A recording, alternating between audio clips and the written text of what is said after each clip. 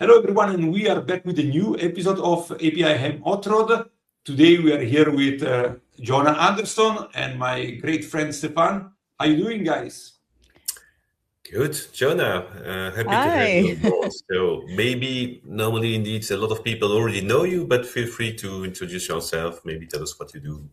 Yes, sure. Hi, Massimo and Stefan. Thank you so much for having me at your podcast. I'm honored and humbled to be invited to be part of it on this episode. So, I'm Jonah Anderson. I am based in Sweden. Originally, if I don't look so Swedish, I'm originally from the Philippines and I've been living in Sweden for 15 years. I work as an IT consultant focused on .NET development, DevOps, and Azure for maybe the last 10 years. And background-wise, I studied computer science, both studied Java development and even .NET. But past years, I've been developing with .NET. I also am known in the community as Microsoft MVP for Azure. I'm also a Microsoft certified trainer and community lead for Sweden and founder of Azure User Group Sweden, which I created during pandemic. So I host like bi-weekly weekend session with another MVP from Norway, Håkan Silvernagel. So I do that on my spare time. And then I wrote a book about Azure, which is what you see in the background. And it's a book that I wrote 2 years ago, and I did not expect to write it. And it happened because I was one of the junior developers that had to learn the hard way when it comes to migrating on-prem legacy app to Azure a long time ago. So that's how the book came into story. And I had a chance to connect with you, Stefan, through your book and also through the community. And I'm so glad that I could share my insights also and discuss things with you and relevance to the topic we're going to do today. Yeah. So glad. So as you might know, we are on a journey on this season 2, and we are just touching architecture from different angles. And the topic of today is about application development, application architecture. And to help this discussion, we always bring into the stage one of the wonderful map that Stefan created and put on his book. So let me bring it in here on the right. And here in this map, as you can see, we have different topics. For example, different bubble or island, something about the core concept and services that a developer and an application architect should know. So we might we might start from this angle if it makes sense. And maybe talk a little bit about what are the top skills that are required to be efficient when we are developing in Azure, for example. Yes, I think that's a very good question. And I really love this architecture map on the chapter 6 of Stefan's book because it covers the pillars. I like it because it covers the pillar of core services and concept in Azure on the cloud, which is very important. And then the patterns, which is also relevant when you're developing on the code, application code, and also for the cloud, because it matters, especially when you're architecting or planning before even building it. And then also the local development is also relevant, I believe, for developers, because you need to find the right tools based on the technologies that are being used for like programming, integration, DevOps, and even development for the cloud. And then on the other pillar, which is kind of like more probably on keeping the application secured, keeping the data compliant, for example, using the right database, and also the AI evolution that we have, it's also relevant. But to me, I think that if I were to choose between the top 4 to start with, if you're a junior developer just getting started, I think the core services and concepts and being able to develop local development and basics of AI data security and common patterns are very relevant. But it needs to be connected together like a big picture thing. Otherwise, you're stuck in just local development and you don't know what's going on. And knowing what's going on in the big picture like this is very relevant, especially if you're trying to solve problems that are already in production. So it's important, and we can deep dive in each basin what we will come in. When you for see, example, go ahead, Massimo. Yeah. No, just I was looking here at this, the first level of this bubble core services, and just a question for you, Jonah or Stefan. According to you, which one is the most complex to master? If you look at this between configuration, troubleshooting, authentication, authorization, and so on. So, what do you think is one of the most complex, or if you want the one that we should master first?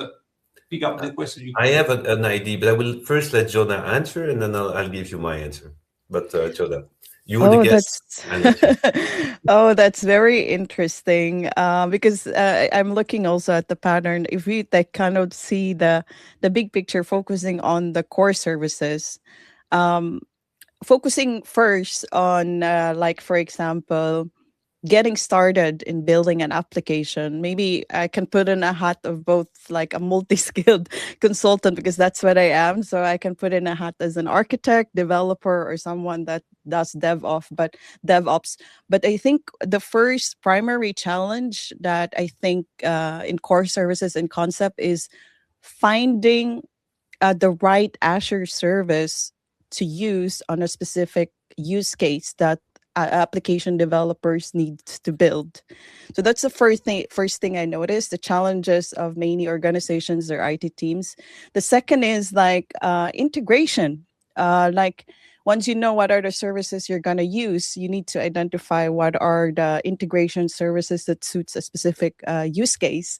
And also, I believe security is also one of the challenges that many probably missed because we're too busy building and choosing what services is right for what. But we miss probably some layers of our applications, like security and identities and roles, identity access management for each of the service that I see as the top 3 for now. But I do see more potentials based on my previous projects I'm involved with. But for me, indeed, so that's also why I put that. You see, okay, SPAs and VC, these are not cloud-specific patterns, but somehow, well, it depends where you come from. But a lot of people still, developers working on-prem, right? They are still used to like Kerberos and TLM, but actually it's kind of transparent for them, right? So when you authenticate users, just single sign-on with the laptop of the user, while when you're in the cloud, typically OIDC, OpenID Connect, it's really mainstream. But often developers, that's my experience, that they basically just take, the Visual Studio scaffolding, right, doing some stuff for them, injecting the right middleware, but they don't always understand what's really happening behind the scenes, which authorization flows are going on, and that is one of the key skills that, for me, you need to acquire, right? Because it's coming back, from solution to solution. Then really understand that when you have a service-to-service kind of interaction, that's going to be these kind of flows, right? Requiring these kind of credentials, while as opposed to just involving an end user, all of that is. I see that a lot of people struggle with this still today, although it's not new. So like 10 years ago, it was still called modern authentication. It's not modern anymore. It's just like mainstream, but I still see a lot of gaps in the skills. And then, of course, from what you said is indeed correct. So for me, it's an ecosystem. So you need to identify all services, off-the-shelf services you can use to build a solution, to avoid reinventing the wheel, of course. And then maybe what I would say, service bus, event grid, it's not that it's challenging, but you need to learn them, because whether you develop microservices or, let's say, whatever architecture style you have, somehow in the cloud, you're going to be more distributed anyway. You see, so it could be even a distributed monolith, whatever, but you will have, more services that enter into play. So you will need to understand this distributed nature. And of course, a way to, let's say, integrate components is like through event-driven architectures, and then, of course, a service bus, event grid, event hub, and so on. Yes. All right. Yeah, I also believe that authentication authorization is one of the most complex to grab because for two reasons. Sometimes it's not seen as a day one practice. You just focus on the business and then maybe, I mean, of course, not maybe, then it will be picked up on day two sometimes. And also because it's seen as a first layer as well as protection or authentication. And most of the time people forget all it's not that, I mean, they are not putting a lot of focus on how then this authentication and authorization is propagating. So like the same way that you follow the message flow, if you are not focused 100% on security, you are not following really fully the flow of your security and identity and how it propagates all around. So it's and of course the protocol, the protocol per se and the standard per se is not the most easy to grab. So that's also one of the very extremely important but challenges sometimes pattern or concepts. Concept, yeah. Yes, I agree. And I also want to add a bit. It's very interesting. I also second the motion on the interesting we are discussing. But I do see a lot of challenge also on troubleshooting integration between systems. I mean, of course, we do have like application insights for like telemetry and diagnostic, and Azure is so smart now because they got Copilot built in for cloud administrator to kind of like query the Azure resources. But in the developer perspective, most of the time when there's something wrong, for example, an outage or there's an issue with API management, and sometimes if you don't have a good troubleshooting or monitoring in place for these services, integration services, it will be hard to debug from a developer's perspective from the code. Where is the problem?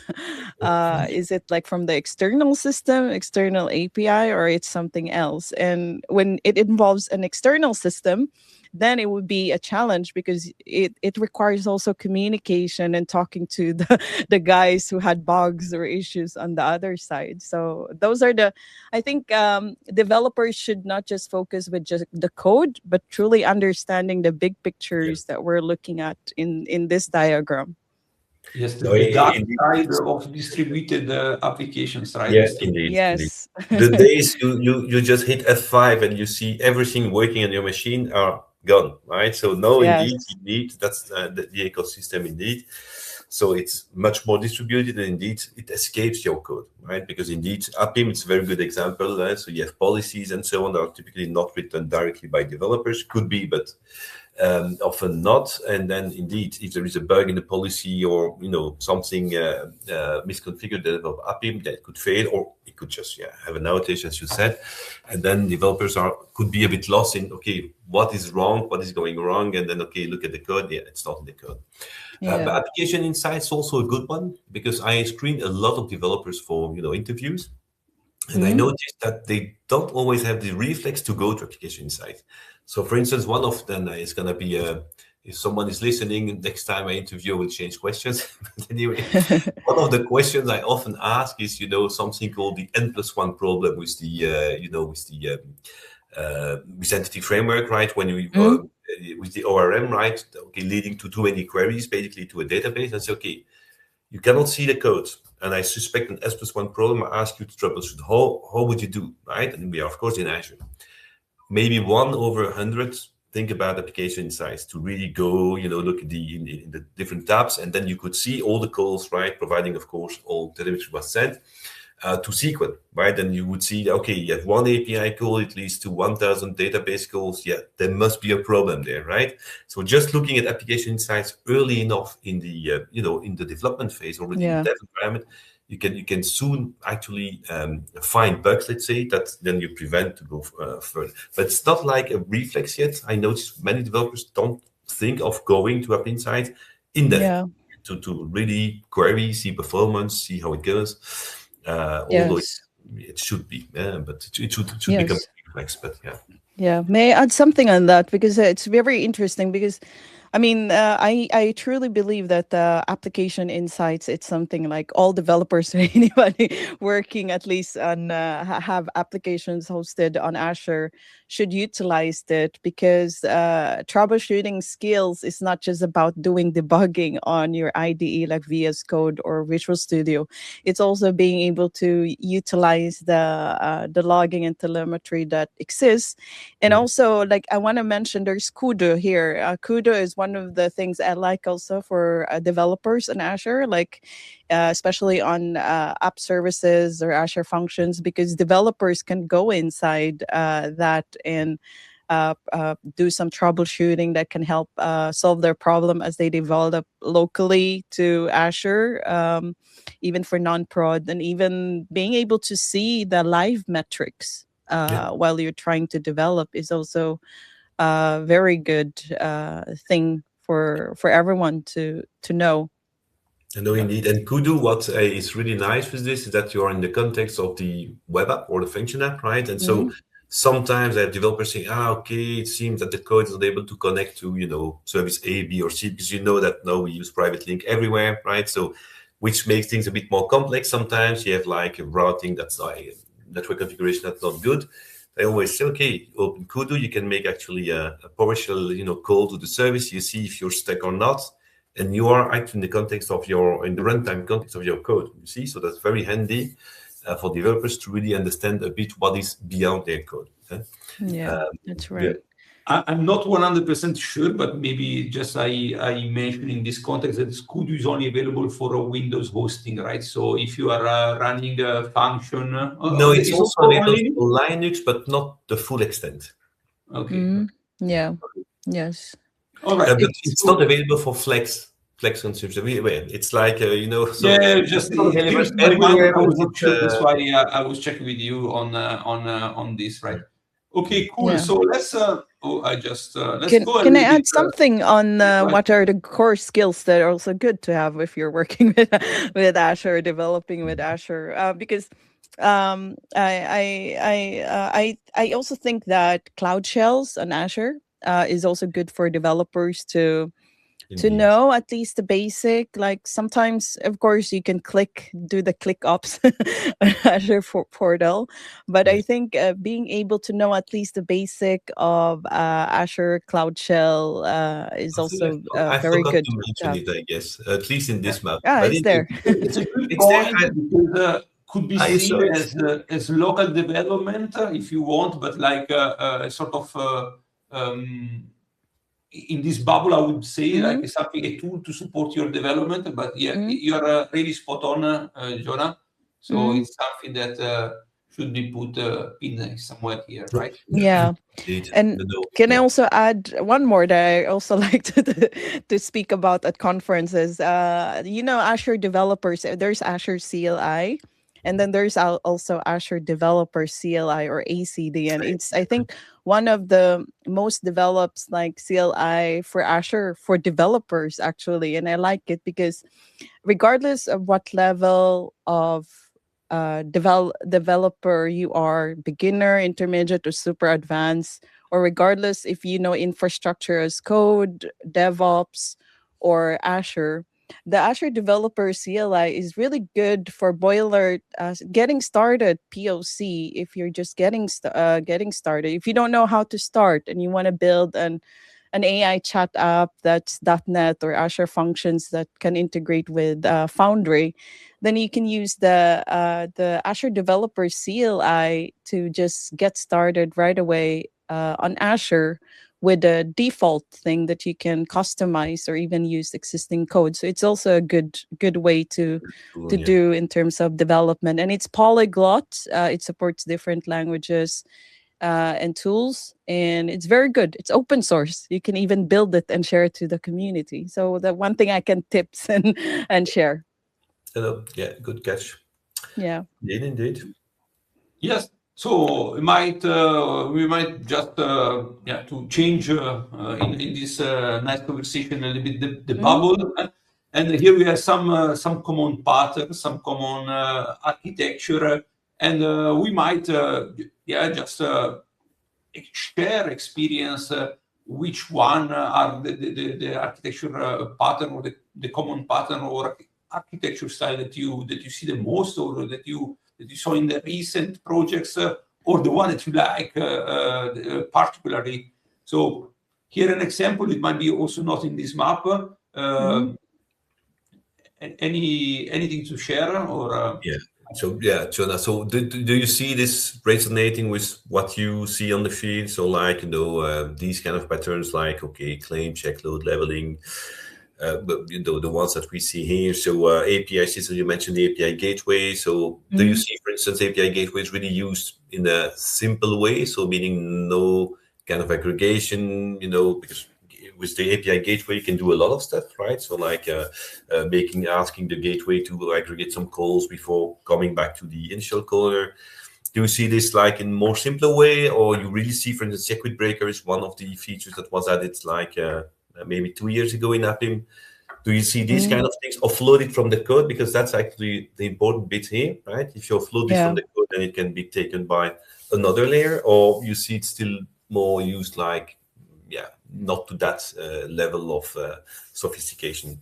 What's your experience there? Yeah, that's a great question. I mean, I see a part. I mean, I've been in a few like consulting real projects in Azure in different like ways, but going. I mean, focusing only on the question and the API system. So we used in one of my projects, we used Azure API management. And even Azure Front Door for content like CDN, but focusing on the Azure API management, I think it's not. I mean, at least in my project, it's not being used in a sophisticated way yet, and I think it's because of more like whatever works on that resource, then don't touch it or don't complicate it unless it is really needed. So I don't. I think some systems are there already in terms of sophistication on the things listed on the API system, but I do see a common pattern in terms of like distributed monolith, event driven kind of architecture, and sometimes event driven here, and then mix it with another kind of service in Azure. Like one side here uses Azure Container Apps, one use AKS, and the other one use like Azure Functions, and the other one App Services. So there is a trend in that, but I do see a challenge as well, that the more you complicate and mix things up a lot as the business demand grows or technical debt needs to be fixed, the more it gets complex and hard to troubleshoot. So we go back to the big picture again, to the core services on the other side. So that's what I see. And also like supporting system and messaging system, I do see that they are actually relevant, like change tracking, scale and availability, and even how like geo replication, for example, that's very relevant. Especially there was this big outage that happened in Azure Front Door that really affects a lot, a lot, and being able to have this pattern already in the architecture that you should be able to scale your applications, your workloads, and make it available and reliable in case something happens. That's very, very important. So it's not just about application code, but also these things that are being described here. And coming back, Stefan, 1 second to that API question or API management question. So in my case, API management since years became really a core component in every architecture, and the main reason is mainly for governance. And it's the same story that you see also happening these days with AI. You had in the past of today more and more APIs, more and more consumers. You want to know who can access what. You want to certify that API. Today you can think the same. There will be a tons of MCP, good MCP, bad MCP. MCP can access to a portion of data. MCP, they can do more generic kind of things. And you need to keep that surface under control. So API management or AI gateway this way, or API gateway before, or also today, one of the strongest feature and use cases, mainly governance, and then you can put security together with governance, but just like keeping under control that attack surface or know who can do what. That's you can standardize. I think standardization is one of the core benefits. That indeed, you have a central view logging as well, right? Yes. So that's otherwise you have all point to point everywhere, and then you can quickly get lost in what is indeed consuming what. Yes. But no, So, but I think indeed I agree with what you said about the mix of services. Sometimes the same solution using different like container services and so on. I think that for me that's then more solution architecture, right? To decide a bit when to use what for what. So, for instance, if you just to get MongoDB today, you have our Mongo API. So, okay, you have no documents. Right, document DB that's back, so that's like announced to be like 99.5 I think % compatible with Mongo. You have Cosmos, Mongo API of Cosmos, and then you have, for instance, the Atlas Marketplace. See, that's for me solution architecture that should kind of drive the discussions there. I say, okay, when we do NoSQL, and you need Mongo capabilities, it's either this or this or this. You see, and then because otherwise, indeed, if you let developers cherry pick all the tools and services they want, right? And that for every solution they build, in the end, it will, you need to find owners, people who can support this, right? Monitor, as you said, so it needs to be monitored, right? Remember that we are in a shared responsibility model, so we still need to do stuff ourselves as cloud consumers. So I think it's important indeed to steer a bit what can be used when, and of course evolve, because of course the cloud goes so fast that you cannot say, okay, that's this for the next 10 years to come. So that's for sure not. But for me, that's beyond a development. That's more solution architecture there. Yeah.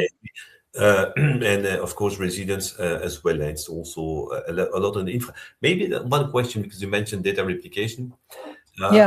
In the cloud, it's really important as well to kind of move some of the resilience aspects to the application layer, right? In the past, we often relied on infra.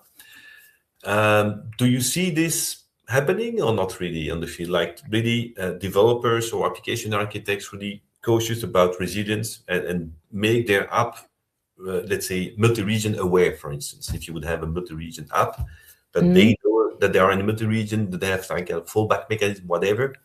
You see this or? Yeah, I think in my projects, at least, I was involved in like helping out as a consultant, also like with the disaster recovery practice. Like you're gonna test the system on that built or hosted in Azure to fail. Like, what if this region, let's just say East US or North Europe, is down? How are we gonna handle the business and the applications when it's down? I mean, you never expect it. Like even Azure themselves, I mean, they're not perfect. I mean, any cloud providers can go down, but being able to have a strategy, like for example, hosting your cloud resources or Azure resources in multi-region that the policy or the company supports and can afford is very good. The replication or multi-region support, but also being able to kind of like, aside from the API management, but also having maybe Azure Front Door and Traffic Manager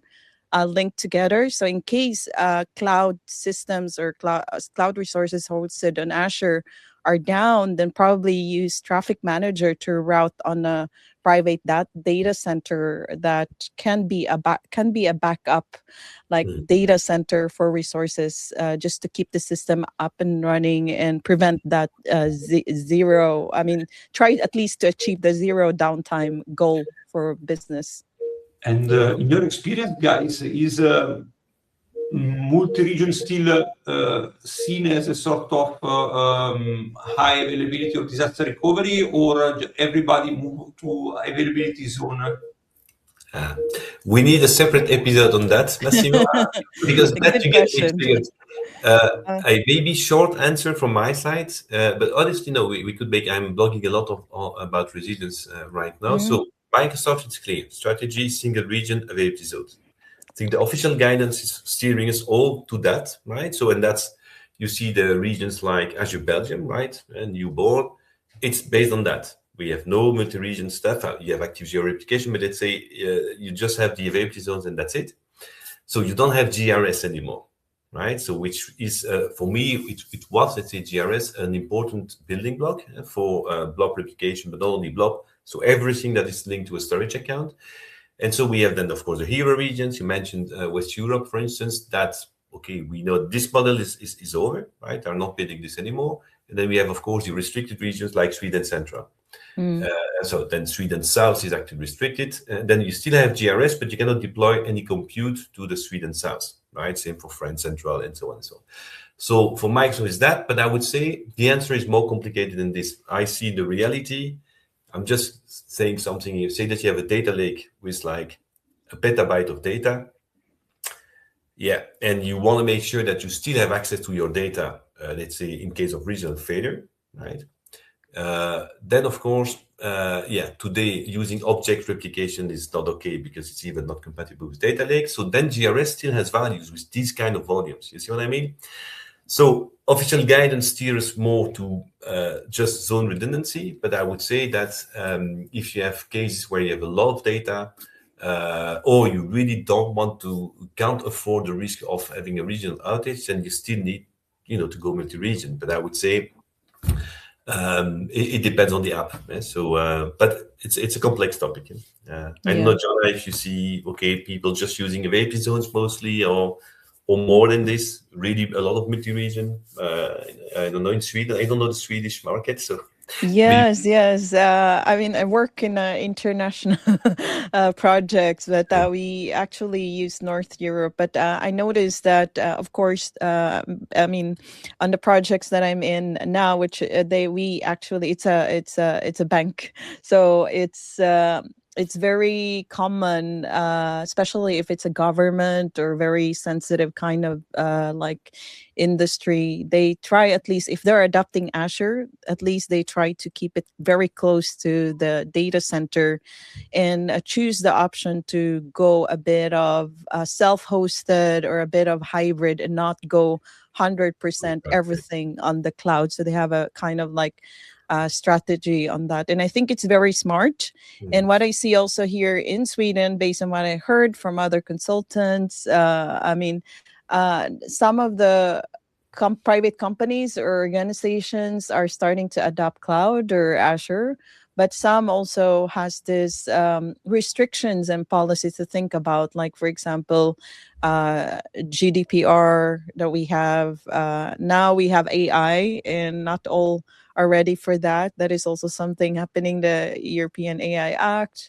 And also, I think I see the challenge that many IT organizations or IT projects are still wants to adopt Azure or cloud native because they need it. They need to go and tack with the technology, but they have challenges with like their readiness. Like, are we prepared to do this? And having developers that really know the big system, the ecosystem that we're talking about, because it's not for me. I started as a developer, but now I kind of expanded because it's not just enough to just learn one programming language, but knowing a bit of this and that is very important when you're working as a consultant or building something on the cloud native, because you need to know integration, DevOps, and all of that pieces, and you learn as you solve problems. But beginners needs to learn about this. It takes time.